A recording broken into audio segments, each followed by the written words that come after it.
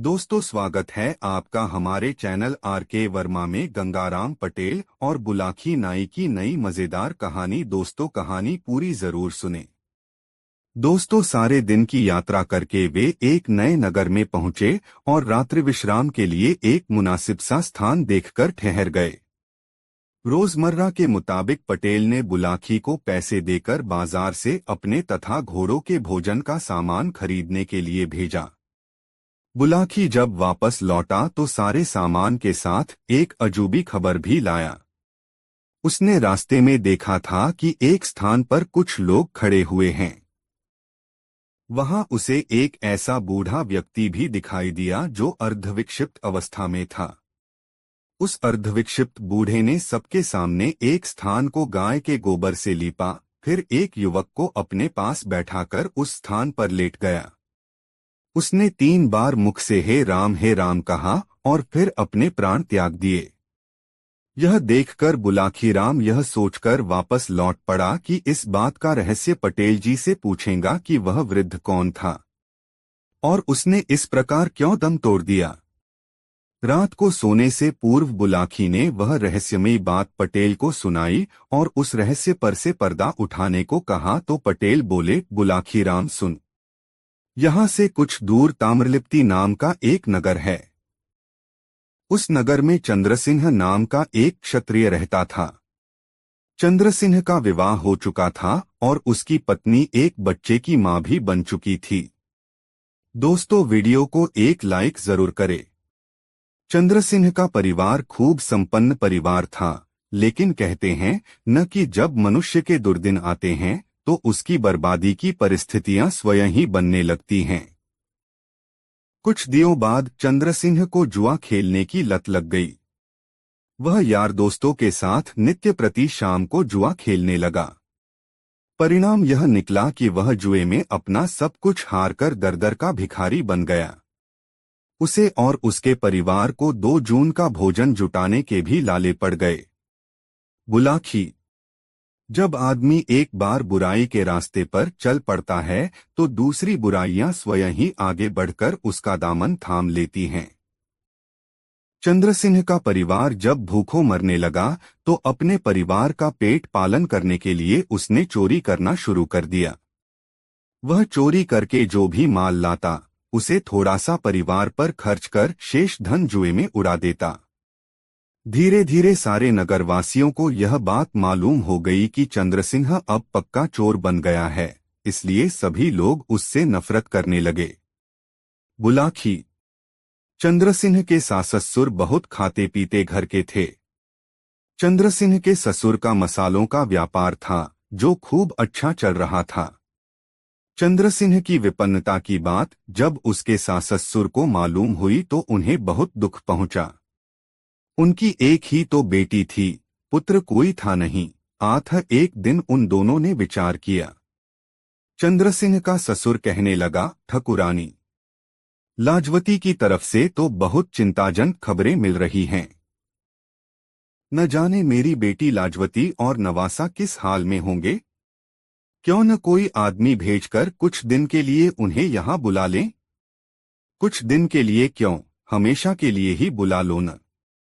बेटा तो कोई है नहीं हमारा। जो कुछ हमारे पास है वह सब बेटी का ही तो है। फिर हमारे रहते वह अभावग्रस्त जीवन व्यतीत करे, यह तो हमारे लिए शर्म की बात होगी। दामाद ने बुरे कामों में फंसकर अपना जीवन बिगाड़ लिया तो इसमें हमारी बेटी का दोष क्या है। उसके कुकर्मों का फल हमारी बेटी और नवासा क्यों झेलेंगे। तुम आज ही कोई आदमी भेजकर उन सबको यहाँ बुला लो। चंद्रसिंह को भी अपने धंधे में लगा लेना, धीरे धीरे उसकी आदतें भी सुधर जाएंगी, चंद्रसिंह की सास ने कहा। फिर ऐसा ही किया गया। चंद्रसिंह के ससुर ने चंद्रसिंह और उसके परिवार को अपने पास ही बुला लिया। चंद्रसिंह के जिम्मे दुकान की जिम्मेदारी सौंप दी और सोच लिया कि उसका दामाद कुछ सुधर जाएगा। बुलाकी, ससुराल में आकर चंद्रसिंह कुछ दिन तो ठीक ढंग से रहा, लेकिन फिर उसकी बुरी आदतें उस पर हावी होने लगीं। मौका देखकर वह बाहर जाने लगा और ऐसे लोगों की खोज करने लगा जो उसी की तरह जुए के शौकीन हों। कहावत है कि शक्कर खोरे को शक्कर और मूंजी को टक्कर। जिस आदमी को जैसे लोगों की चाहत होती है वह अपने जैसे लोग ढूंढ ही लेता है। चंद्रसिंह ने भी इस नए शहर में अपनी ही जैसी आदत वाले कुछ लोग ढूंढ लिए और वह फिर से उनके साथ जुआ खेलने लगा। इसके लिए वह गाहे दुकान के गल्ले से पैसे चुरा लेता और उन्हें जुए में उड़ा देता। ससुर को यह बात मालूम भी हो जाती कि उसकी दुकान के गल्ले से पैसे चोरी हो रहे हैं, किंतु वह यह सोचकर आंख मींच लेता कि बहती नदी के जल से कुछ जल निकल भी गया तो कौन सी विशेष हानि होने वाली है। बहरहाल वक्त इसी तरह से आगे सरकता रहा। एक दिन की बात है। दोपहर का समय था। चंद्रसिंह अपने ससुर की दुकान पर बैठा हुआ था। तभी उसे दस्त करने की इच्छा हुई। तब वह शौच करने के लिए दुकान से निकलकर दिशा मैदान को चल पड़ा। जंगल में वह ज्यादा ही दूर निकल गया। सामने एक बेरी की झाड़ी नजर आई तो वहीं शौच करने के लिए बैठ गया। उस झाड़ी के निकट एक बबूल का पेड़ था जिस पर एक जिन्न का निवास था। जिन्न ने जब उसे शौच कर्म करते देखा तो उसे चंद्रसिंह पर बहुत गुस्सा आया। उसने उसे सजा देने का निर्णय कर लिया। शौचकर्म से निपटकर चंद्रसिंह वापस लौटा और दुकान के काम में लग गया। शाम को जब वह घर लौटा तो परिवार के लोगों से मिला, भोजन किया और अपने कमरे में सोने के लिए चला गया। उस रात वह जुआ खेलने नहीं जा सका क्योंकि उसके ससुर ने उस पर कठोर पाबंदियां लगा दीं।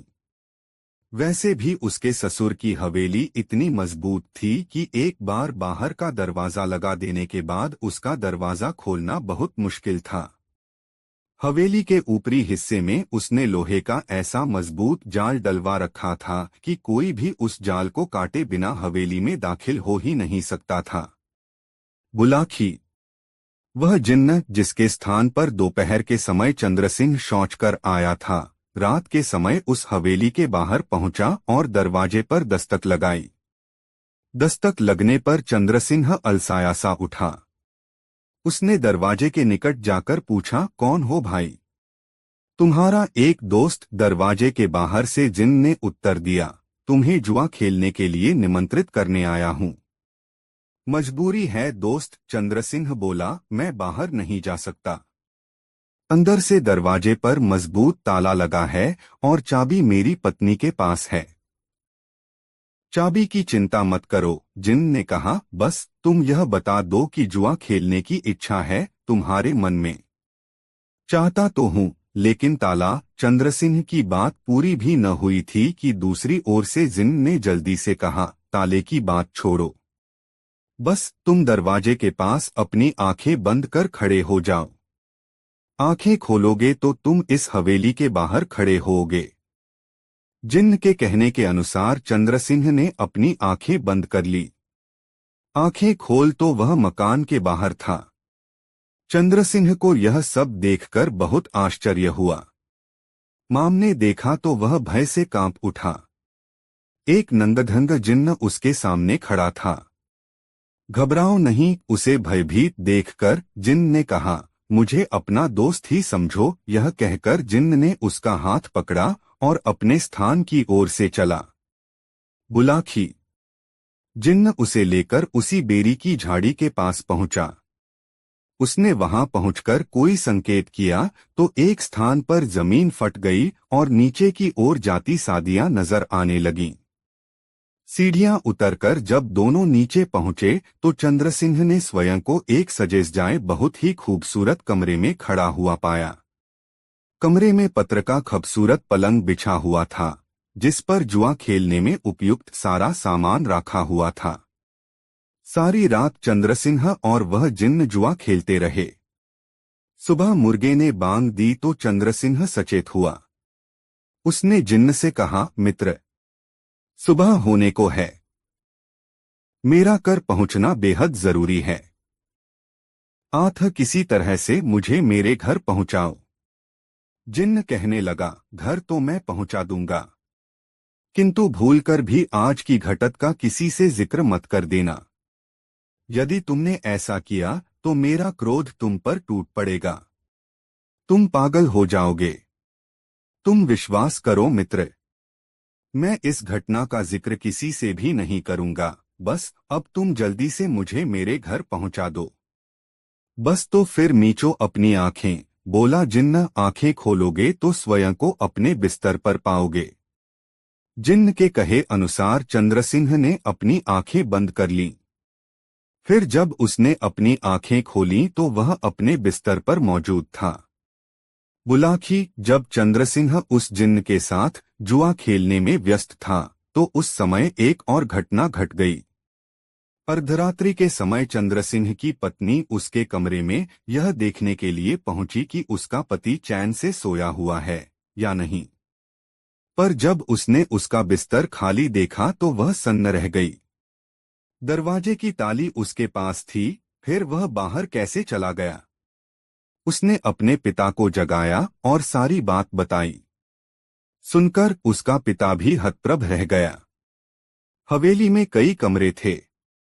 सारे कमरों में वंद्रसिंह को तलाश की गई, किंतु जब वह किसी कमरे में नहीं मिला तो वे लोग यह सोचकर सो गए कि सुबह देखेंगे। सुबह हुई। चंद्रसिंह की पत्नी फिर अपने पति के कमरे में पहुंची तो यह देखकर उसके आश्चर्य का ठिकाना न रहा कि उसका पति तो अपने बिस्तर पर पड़ा हुआ खराटे भर रहा था। वह दौड़ी हुई अपने पिता के पास पहुंची और यह बात बताई। सुनकर चंद्रसिंह का ससुर भी आश्चर्य करने लगा। उसे चंद्रसिंह के एकाएक इस प्रकार राल के समर अपने कमरे से गायब हो जाने और फिर प्रकट हो जाने में कुछ रहस्य प्रतीत हुआ। तब उसने अपनी पुत्री से कहा, बेटी, तुम अपने पति के कमरे में जाओ, सामान्य ढंग से उससे बातचीत करो। रात की घटना का उससे कोई जिक्र मत करना। बस नित्य की बातें ही पूछना और उसे बातों में उलझाकर यह रहस्य जानने की कोशिश करना कि रात को वह दरवाजे पर ताला लगा होने पर भी बाहर कैसे चला गया और फिर वापस कैसे आ गया। जी पिताजी, ऐसा कहकर चंद्रसिंह की पत्नी अपने पिता के कमरे से बाहर निकल आई और अपने पति के कमरे में चली गई। चंद्रसिंह की पत्नी ने धीरे से उसे झकझोरा। बोली, ए जी, अब उठ भी जाओ, सुबह हो चुकी है। तैयार होकर दुकान पर भी जाना है। चंद्रसिंह आंखें मलता हुआ उठा। पत्नी को देखकर मुस्कराया और बोला, कितना समय हो गया है? 9 बज रहे हैं। बस अब फटाफट तैयार हो जाओ, मैं नाश्ता तैयार करती हूं, कहकर वह रसोई घर में चली गई। थोड़ी ही देर बाद वह नाश्ते की थाली सजा लाई और चंद्रसिंह के आगे रख दी। चंद्रसिंह ने पहला ही ग्रास खाया था कि उसने अपना हाथ रोक दिया। पत्नी ने पूछा, क्या हुआ? नाश्ता अच्छा नहीं है क्या? नाश्ता तो ठीक ही है, चंद्रसिंह बोला, लेकिन उस भोजन के आगे बेकार सा लग रहा है जो मैंने रात को खाया था। रात कहीं बाहर चले गए थे आप? पत्नी ने पूछा। चंद्रसिंह जिन्न की चेतावनी भूल गया, जिसने रात की घटना को किसी से भी बताने से सख्ती से मना कर दिया था। उसने पत्नी से कह दिया, हाँ, गत रात अपने एक मित्र के घर चला गया था। वहां बहुत लजीज भोजन खाने को मिला था, मगर ताला तो बंद था। फिर आप बाहर कैसे चले गए? पत्नी ने एकाएक पूछ लिया। पत्नी के यह पूछने पर चंद्रसिंह हिचकिचा गया। उसने उसकी बात का कोई जवाब न देकर चुप्पी साध ली, लेकिन जब उसकी पत्नी बराबर आग्रह करती रही तो उसने जिन्न वाली बात बता दी। बस फिर क्या था, जिन्न के कोप का कहर उस पर टूट पड़ा। उसी समय से वह पागल हो गया। उसके सास-ससुर ने उसका बहुत इलाज कराया, किंतु चंद्रसिंह किसी भी तरह से ठीक न हुआ। विक्षिप्तावस्था में वह 20 साल तक मारा फिरता रहा। उसे अपनी पत्नी और अपने उस बच्चे की भी कोई चिंता न रही, जो अब तक पूर्ण युवक बन चुका था। इन 20 सालों में कई घटनाएं हुईं। चंद्रसिंह के सास-ससुर स्वर्ग सिधार गए। उसकी पत्नी भी उसकी विक्षिप्तावस्था का गम न सह सकी और एक दिन वह भी चल बसी। परिवार में रह गया सिर्फ उसका बेटा सूर्य कुमार। बुलाखी। भटकता भटकता एक दिन चंद्रसिंह इस नगर में आ पहुंचा। यहाँ उसका कोई दूर का रिश्तेदार रहता था, आथ वह उसके यहाँ पहुंच गया। उसने अपने उस रिश्तेदार से आग्रह किया कि किसी तरह वह उसके पुत्र को यहाँ बुलवा दे। उसके आग्रह पर उसके रिश्तेदार ने उसके पुत्र सूर्य कुमार को यहाँ बुलवा लिया। चंद्रसिंह को शायद अपनी मृत्यु का पूर्वाभास हो गया था, आथ उसने उस रिश्तेदार के मकान के सामने एक स्थान को अपने हाथों से गाय के गोबर से लीपा। फिर अपने पुत्र का हाथ लेकर उस लीपे हुए स्थान पर लेट गया। मुख से 3 बार हे राम कहा और अपने प्राण त्याग दिए। इतनी कहानी सुनाकर पटेल ने थोड़ी देर विराम लिया। फिर आगे बोले, सोहे बुलाखी राम, आज शाम तूने जो दृश्य देखा था वह उसी समय का था। अब बताओ, तुम्हारी जिज्ञासा शांत हो गई या नहीं? यदि तुम कोई और भी प्रश्न पूछना चाहते हो तो वह भी पूछ लो। चूंकि बुलाखीराम की जिज्ञासा समाप्त हो चुकी थी, आथ वह चुप ही रहा। तब दोनों ही अपने अपने बिस्तर पर लेट गए। कुछ ही देर में उन्हें निद्रा देवी ने अपनी आगोश में ले लिया। दोस्तों, यह कहानी आपको कैसी लगी कमेंट में जरूर बताएं। दोस्तों, सुबह भोर हुई तो गंगाराम पटेल और बुलाखीराम उठे और सामान समेटा और घोड़ों पर जीन कसकर अपनी यात्रा पर निकल पड़े। रास्ते में एक नगर में उन्होंने दोपहर का भोजन किया और दिन ढलते ढलते एक नए नगर में जा पहुंचे। वहां वे एक धर्मशाला में ठहर गए। नित्य की तरह बुलाखी भोजन का सामान खरीदने के लिए चला गया। वहां उसने लौटती बार जो दृश्य देखा वह उसका रहस्य जानने को बेचैन हो उठा।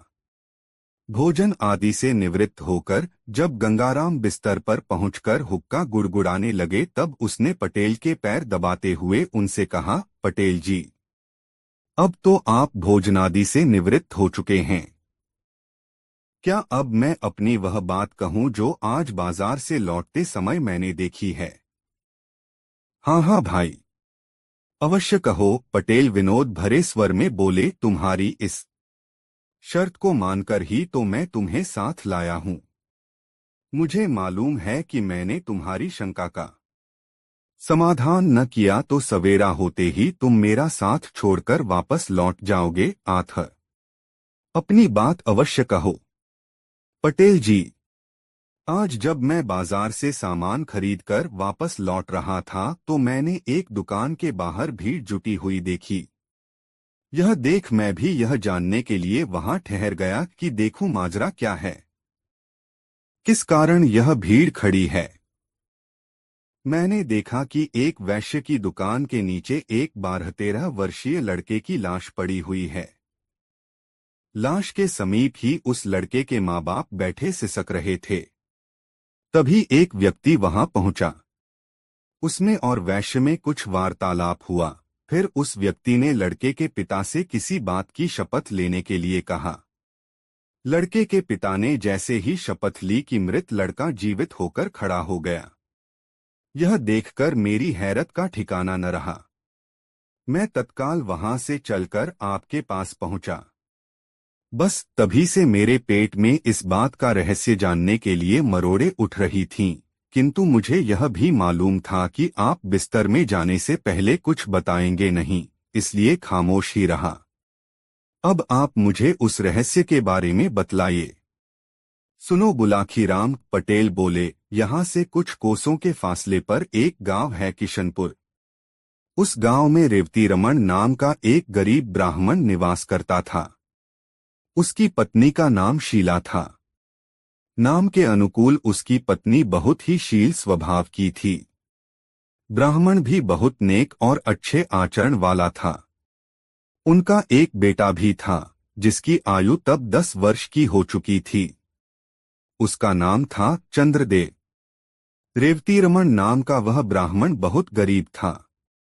उसके पास जमीन भी ज्यादा नहीं थी। उस जमीन से जो भी अनाज पैदा होता उसी के सहारे उनका निर्वाह होता था। अपनी आर्थिक स्थिति से तंग आकर एक दिन उसने अपनी पत्नी से कहा, सुनो शीला, यहाँ गांव में रहकर निर्वाह करना दिन प्रतिदिन मुश्किल होता जा रहा है।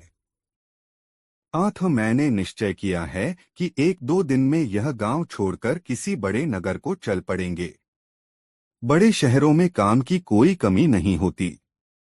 ईश्वर ने चाहा तो हम वहां किसी की नौकरी कर लेंगे और आराम से जीवन व्यतीत करेंगे। कुछ सालों बाद जब हमारे पास कुछ धन इकट्ठा हो जाएगा तो हम वापस लौट आएंगे और उस धन से कोई कारोबार कर लेंगे। इस तरह आसानी से हमारे जीवन का निर्वाह हो जाएगा। अब बताओ, तुम्हारी क्या राय है इस विषय में?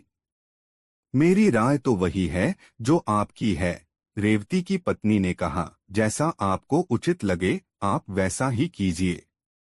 मैं आपके साथ हूँ। इस प्रकार विचार करके रेवती अपनी पत्नी और पुत्र को साथ लेकर शहर के लिए चल पड़ा। शहर में पहुंचकर रेवती रमन ने एक वैश्य के यहाँ नौकरी कर ली। उसकी पत्नी ने भी एक महाजन के यहाँ खाना बनाने की नौकरी कर ली।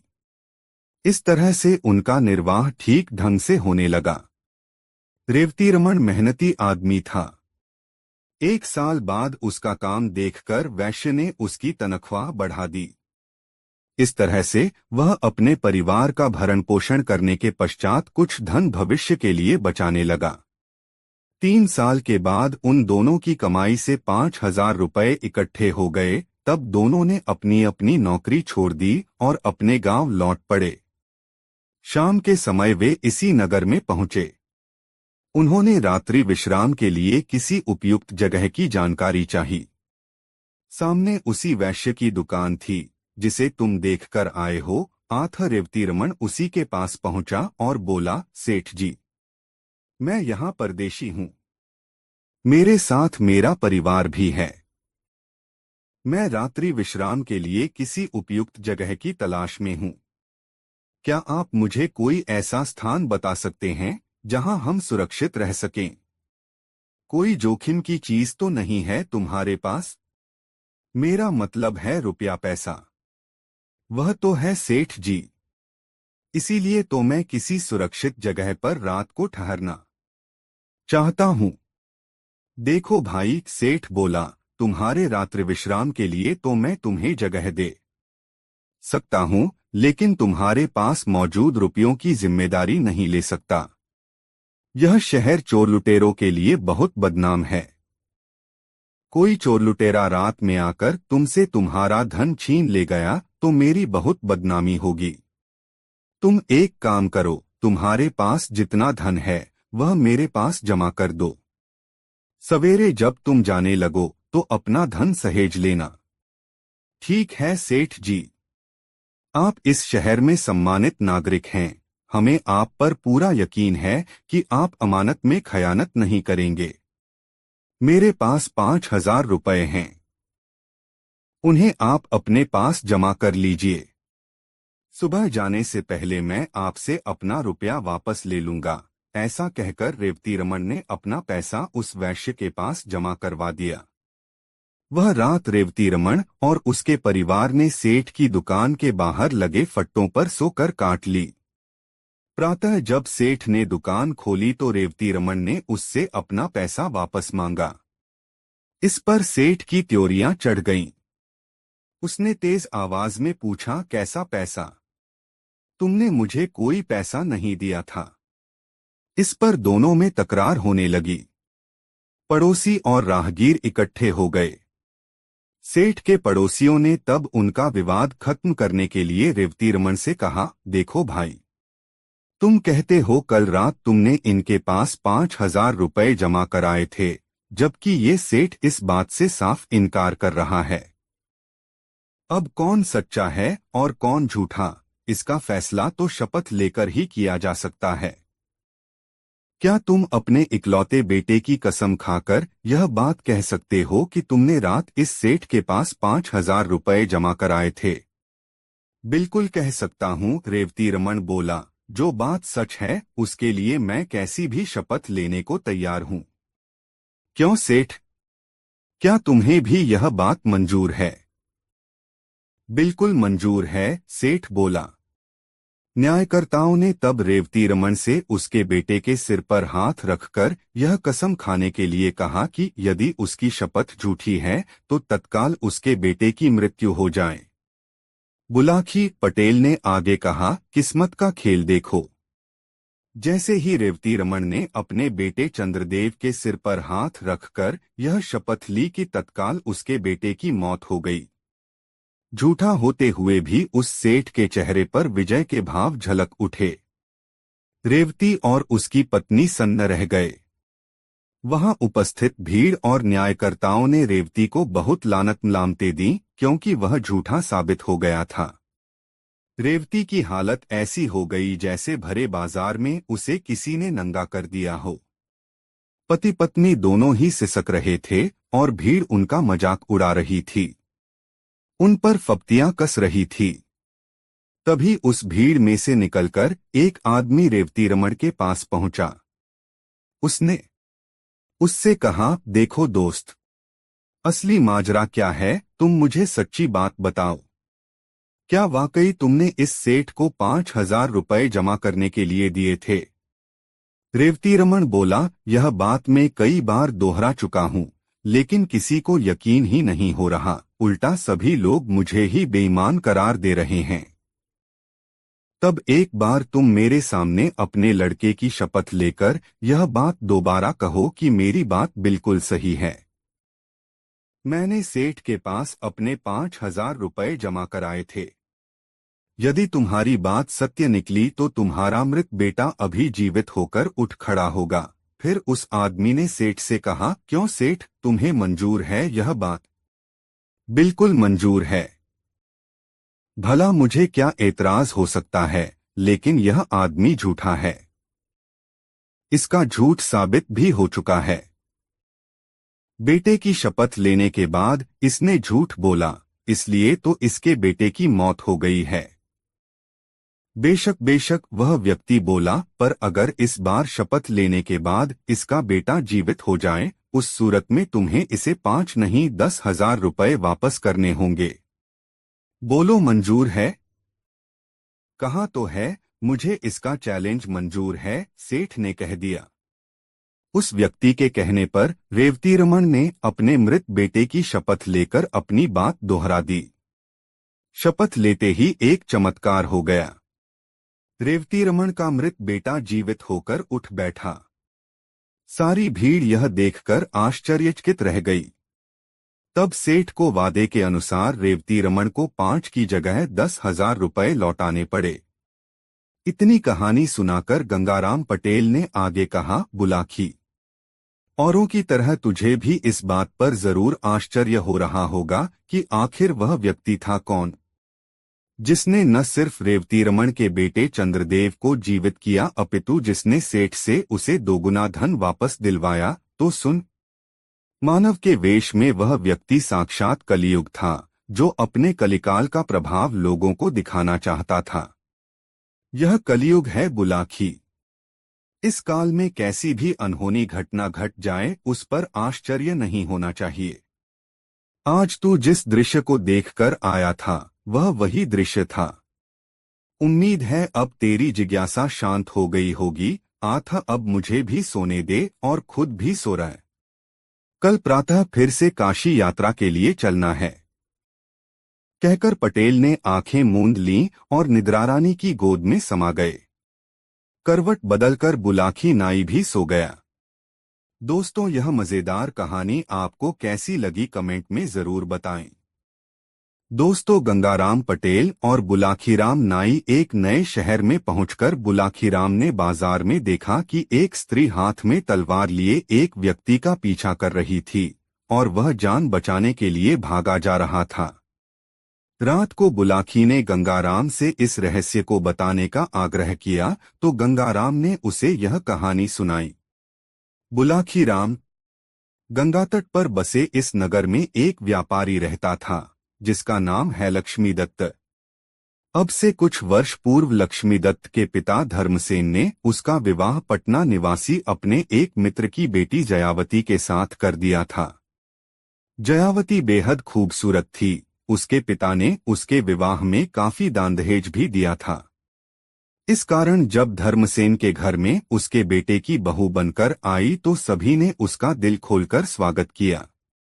वह घर की सबसे चहेती बहू बन गई। लक्ष्मीदत्त अपनी जया से बहुत प्यार करता था और उसकी हर इच्छा को पूरी करने के लिए सदैव तत्पर रहता था। संयोग से एक बार सेठ धर्मसेन जब गंगा में नौका विहार कर रहे थे, गंगा के भंवर में नौका फंस गई और भंवर में चक्कर लगाने लगी। इस विकट परिस्थिति से लक्ष्मीदत्त के माता पिता घबरा गए। घबराहट में नौका का किनारा उनके हाथ से छूट गया और वे दोनों गंगा की लहरों में समा गए। लक्ष्मीदत्त ने उनकी बहुत खोज करवाई, किंतु उनका कहीं पता न लगा। थक-हार कर लक्ष्मीदत्त ने अपने माता पिता का क्रियाकर्म करवाकर सामाजिक दायित्व का निर्वाह कर दिया। पिता के मरने के बाद व्यापार का सारा भार लक्ष्मीदत्त के कंधों पर आ गया। इस कारण उसकी व्यस्तता बढ़ गई।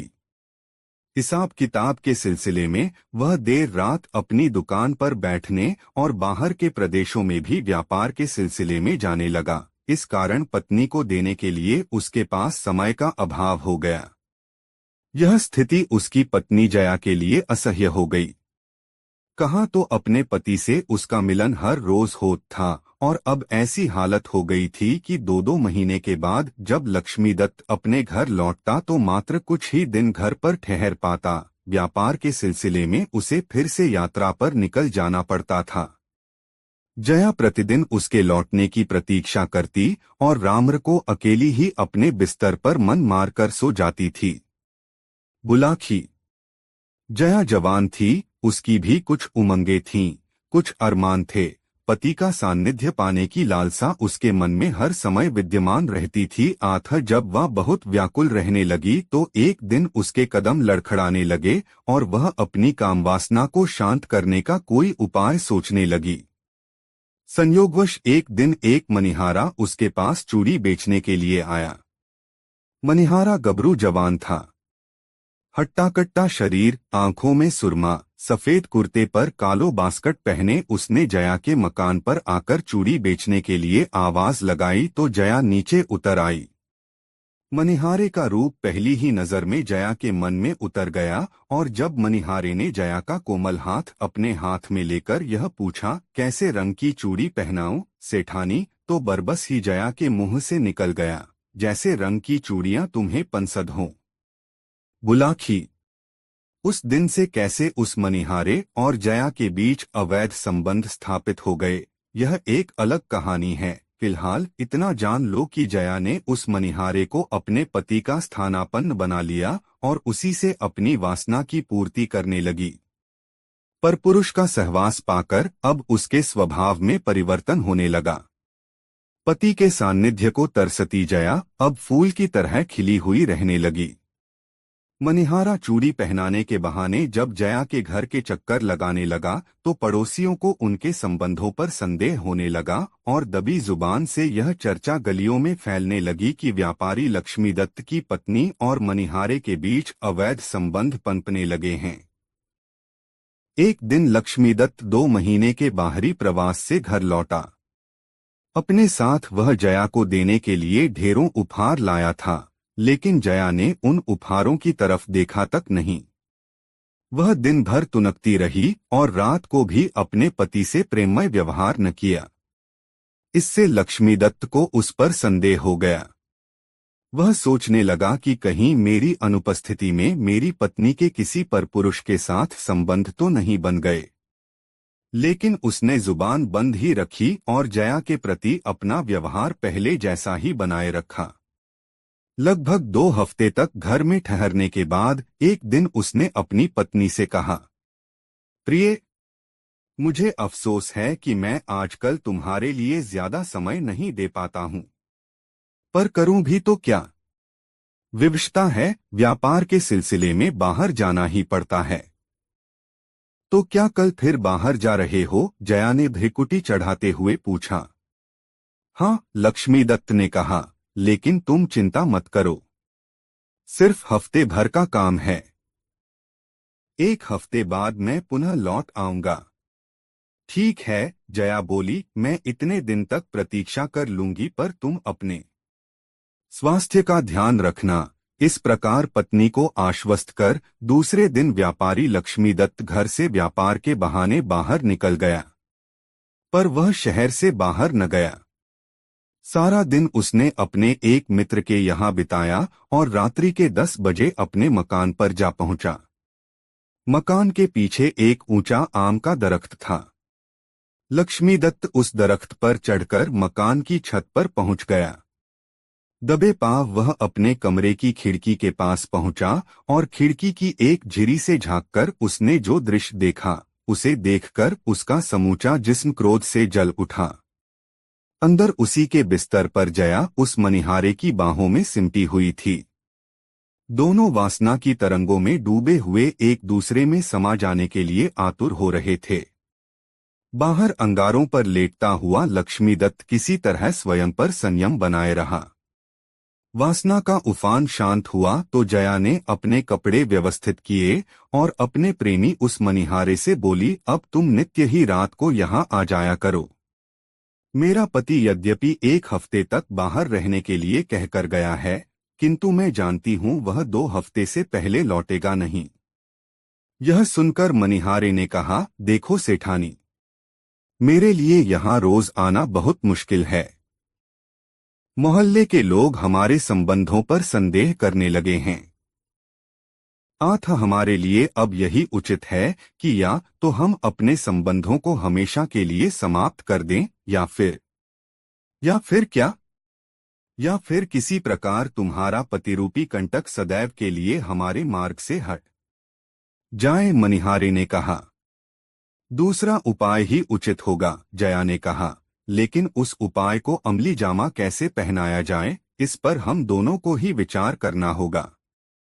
लक्ष्मीदत्त ज्यादा कुछ न सुन सका। उसने उसी क्षण निर्णय कर लिया, आज को रात ही आर पार लड़ाई लड़नी होगी। इससे पहले कि ये दोनों मिलकर मुझे मार डालें, मुझे इन दोनों में से एक को या दोनों को ही समाप्त कर देना चाहिए। ऐसा विचार कर वह पेड़ के रास्ते से पुनः नीचे उतरा, अपनी दुकान पर पहुंचा और वहां से एक तेज धार वाला खंजर लेकर पुनः अपने मकान पर पहुंच गया। दरख्त के रास्ते ही वह पुनः छत पर चढ़ा और उस खंजर की नोक से अपने कक्ष का दरवाजा धीरे से खोल लिया। तब उसने सोते हुए मनिहारे की गर्दन रेत डाली और दबे पांव अपने कक्ष से बाहर निकल आया। सुबह जब जया जागी तो उसने अपने प्रेमी को मरा हुआ पाया। यह देखकर वह घबरा गई। उसने सोचा कि यदि यह लाश उसके घर से बरामद हो गई तो निश्चय ही वही हत्यारी समझी जाएगी और इसका अर्थ होगा फांसी के फंदे पर झूल जाना। बहुत सोच विचार कर उसने उस लाश से पीछा छुड़ाने का उपाय किया। उसने लाश के कई टुकड़े किए, उन्हें लेकर गंगा में बहा आई। एक बोरे में बंद किया और गंगा स्नान के बहाने उस बोरे को लक्ष्मीदत्त ने उस वृक्ष पर चढ़कर यह सारा माजरा अपनी आंखों से देखा। यह देखकर उसकी आंखों में चमक आ गई कि अंततः उसने अपने एक प्रतिद्वंद्वी से तो पीछा छुड़ा लिया था, अब उसकी बेवफा पत्नी की बारी थी। योजनानुसार लक्ष्मीदत्त अपने घर वापस लौटा। अपने साथ पत्नी को देने के लिए वह छोटी बोरियों में बंद अनेक उपहार लाया था। उसने वह सारे उपहार अपने कक्ष के बाहर ही रख दिए। भोजनोपरांत जब पति पत्नी वार्तालाप करने को बैठे तो पत्नी ने पूछा, इस बार तो ऐसा लगता है कि मेरे लिए ढेर सारे उपहार लेकर आए हो। हाँ, लेकिन जल्दबाजी में उन्हें दरवाजे के पास ही छोड़ दिया। लक्ष्मीदत्त ने कहा, तुम ऐसा करो, एक एक करके सारे उपहार कमरे में ले आओ और बोरियां खोलकर उन्हें व्यवस्थित ढंग से सजा दो। लक्ष्मीदत्त की पत्नी ने बाहर जाकर एक बोरी उठाई, किंतु बोरी उससे उठी नहीं। असर इस पर वह बोल उठी, बोरी तो बहुत भारी है, मुझसे उठाए नहीं उठती। यह सुनकर लक्ष्मीदत्त के मुख से निकल गया, यह बोरी मनिहारे की लाश से को तो ज्यादा भारी नहीं है, जिसे तुम सुबह उठाकर गंगा नदी में बहा आई हो। यह सुनकर उसकी पत्नी सन्नसी रह गई। वह समझ गई कि उसका भांडा फूट गया है। उसके पति ने उसका मनिहारे के साथ प्रेमालाप अपनी आंखों से देख लिया है। अब यह अवश्य ही मुझको दंड दिलवाए बिना न मानेगा। अतः इससे पहले कि यह नगर कोतवाल को इस घटना की सूचना पहुंचाए, मुझे इसको समाप्त कर देना चाहिए।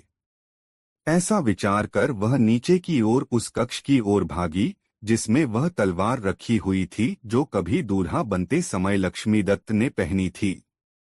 लक्ष्मीदत्त ने जब वस्तुस्थिति को समझा तो वह भी उसी कमरे की ओर भागा, किंतु जया उससे ज्यादा फुर्तीली निकली। उसने जल्दी से वह तलवार खूंटी से उतार ली और उसे म्यान से बाहर खींचकर लक्ष्मीदत्त की ओर लपकी। अपनी पत्नी को साक्षात रणचंडी बना देख लक्ष्मीदत्त अपने प्राण बचाने के लिए बाहर की ओर भाग छूटा। अब स्थिति ऐसी बन गई कि आगे आगे प्राण बचाने के लिए लक्ष्मीदत्त भाग रहा था और पीछे पीछे हाथ में तलवार लिए उसकी पत्नी जया उसका पीछा कर रही थी। कहानी का समापन करते हुए गंगाराम पटेल ने बुलाकी नाई से कहा, बुलाकी राम, आज तू जिस दृश्य को देखकर आया था वह दृश्य उसी समय का था। अब बता, तेरी जिज्ञासा शांत हुई या नहीं? हो गई पटेल जी, बुलाकी बोला, आप तो जैसे अंतर्यामी हैं। सारी कहानी का खाका मेरी आंखों के सामने ऐसे नाच उठा जैसे यह घटना मेरे सामने ही घटित हुई हो। बस तो फिर अब सो जा, आगे कल भी यात्रा करनी है। यह कहकर गंगाराम ने आंखें मूंद लीं। कुछ ही देर में बुलाकीराम नाई के भी खर्राटे वहां गूंजने लगे। रात बीतती रही। दोस्तों, ये कहानी आपको कैसी लगी कमेंट में जरूर बताएं। दोस्तों, गंगाराम पटेल और बुलाकीराम नाई की यह बेस्ट मजेदार कहानी आपको कैसी लगी कमेंट बॉक्स में जरूर बताएं। ऐसी और नई मजेदार कहानी सुनने के लिए हमारे चैनल आरके वर्मा को सब्सक्राइब जरूर कर लें और यह वीडियो अपने मित्रों के साथ जरूर शेयर करें। वीडियो देखने के लिए बहुत बहुत धन्यवाद।